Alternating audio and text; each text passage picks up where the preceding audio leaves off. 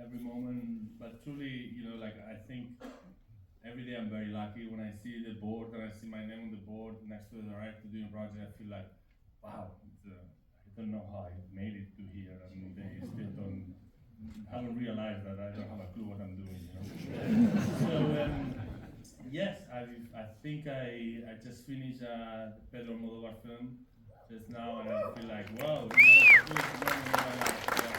But I honestly also think that it's like so I'm feeling like this. I'm coming back from that.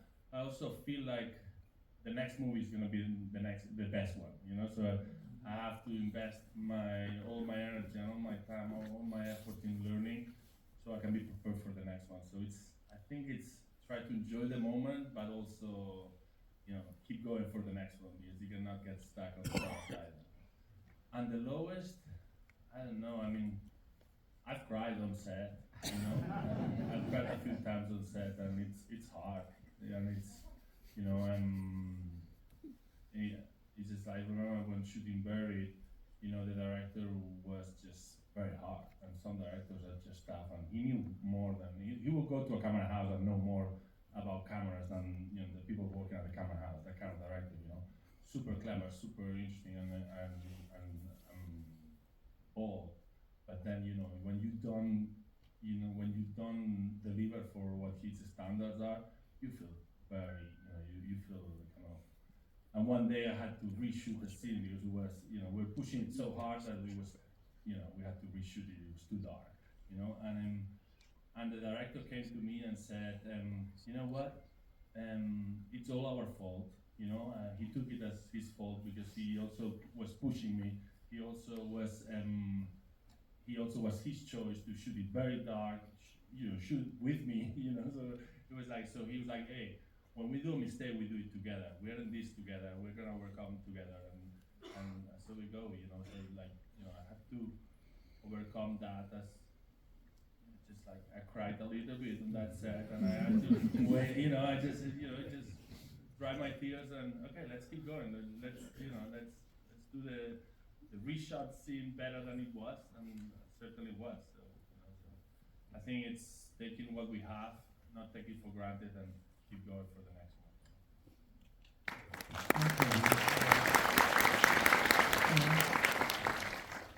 It's a brutal question. Yeah, thank you very much. It is a brutal question. I think every one of us here is probably, as Ellie just said, there's always those moments when you're asked to reshoot something, or you're asked to, or you're fired, or all of that. Well, I'm sure every one of us has been through those things. So I'm going to make it a kind of, because it's such a good question, I'm going to make it a work but a personal related answer, because I think the best things the highs of my career have been when my kids were born while I was working.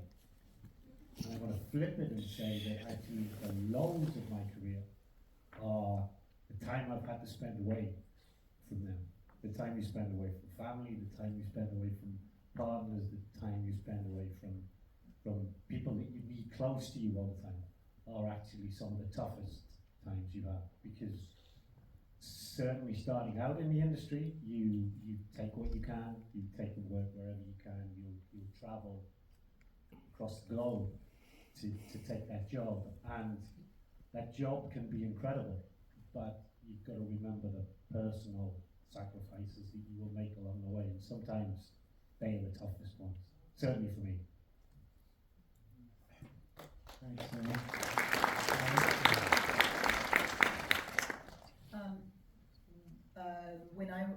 my low point first. First of all, thank you. This is a really great question, because it is really important to think. All our careers are going to have highs and lows, and the highs you feel like you'll never come down from, and the lows you feel like you'll never come up from. And 6 years ago, on my 39th birthday, I was driving from San Diego to LA with my husband and my little girl in the back seat of the car. She must have been 2 or 3, and she was asleep. And I got a phone call. The following Monday, I was supposed to start do a TV pilot, and I had never done a TV pilot before, and I had been in this independent film world for 19 years at that point, or something close, or 15 years, and I was just so excited that I'd like actually have a real job, and I got a phone call and they were pulling the plug on the TV series, and it came at a moment when I had like repeatedly not been getting jobs, and I just could not get hired at all, and I cried harder than I've ever cried for the entire car ride from San Diego to LA. My husband said it was the worst moment of his entire life. And somehow my child slept the whole time. And I said to him, I'm like, I'm done. We live in Portland, Maine. I said, let's go home, and I want to figure out something else I want to do with my life. And he said, that's fine. He's like, but you can't quit tomorrow. You can't quit today. You have to hold out for 6 more months. And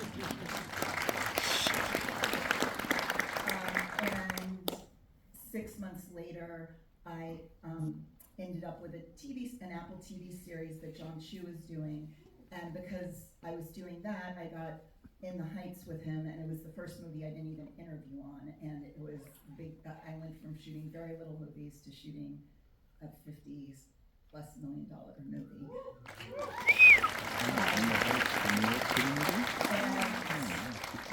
So I think, so yeah, that was my low, and I don't know what my high is, and but I know I'm enjoying my life right now very much.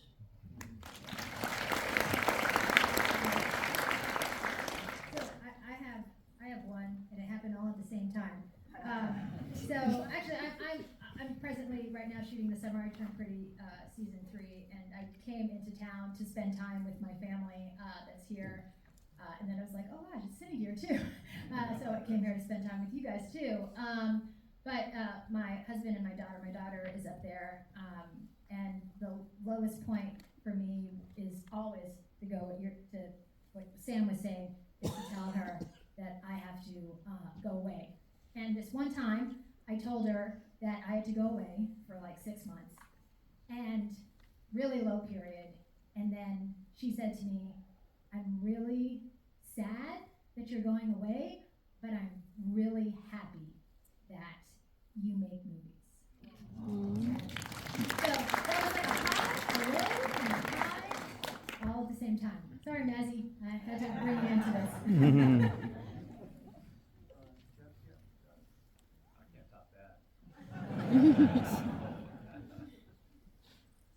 I'm gonna like, oh, a question, great. Hello. Hi. My name is Jenna. I'm from Morocco. Oh, salam. Okay, so. What do you do? DP, student. In Morocco, what school? No, here actually, Yeah, what school? Los Angeles. So the technology in film is advancing very fast, but the stories seem to stagnate, especially in Hollywood. I feel like we're experiencing right now a lot of remakes done with like very advanced technology. And my question is, do you think there will be a new wave that will rise from this, and like places like the American Society of Cinematographers, would they encourage cinematographers to be involved in a discussion concerning?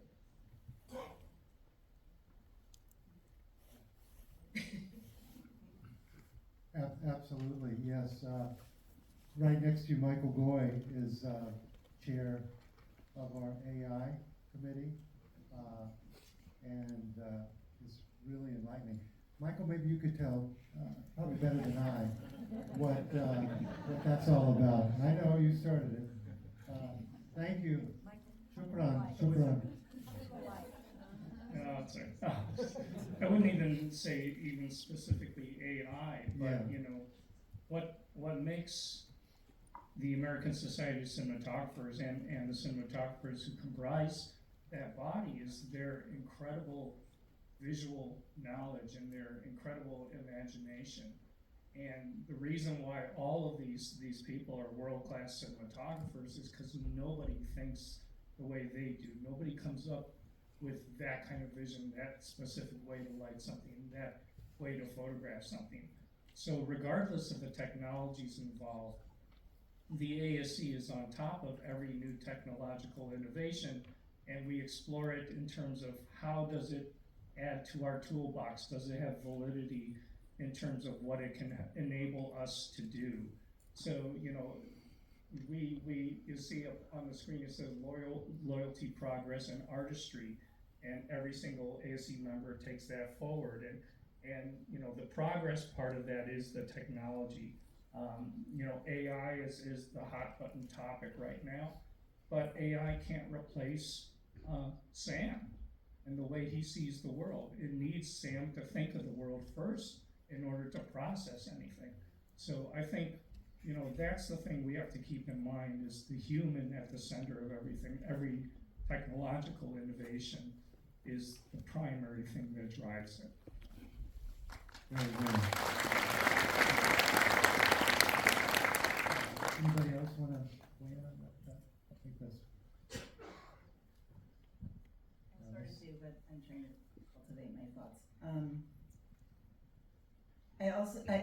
I think they're, like, having worked on independent movies for a really long time and like on really, really wonderful stories that so few people get to see, I think we are also responsible as audience members to go out and find those movies and because studios will make movies based off of what people are going to see, and so it's our responsibility. So if you want to see different kinds of movies than are being made right now, then go figure out how to find those movies, because they do exist, and they're brilliant and wonderful, and so many amazing people have worked on them, and they're very special. So go find those gems. I mean, I used to go to Lumley Sunset 5, which is now something else now. But starting when I was about 12 years old, I'd spend my entire weekend there. It was all they played was art house movies, and that just doesn't exist anymore. And I miss it desperately. Also, the Criterion Channel. Mm. And those of you on the east side, Vidiot's is open again. They're showing films, and they still have everything on video, you know. So you can see anything, and I agree definitely that we just have to keep our, you know, our minds open, and go to the past so we can help the future, you know. And we can't really control the stories per se, you know. Usually it's written or rewritten, we're already on the job, but the more we get out there with our voices and demand, you know, and do work in independent films where there are singular voices, you know, hopefully these filmmakers will get recognized and, you know, move like you have through indies, which I have too, into, you know, an area where people are seeing your work. And on indie films, you're absolutely right, you know.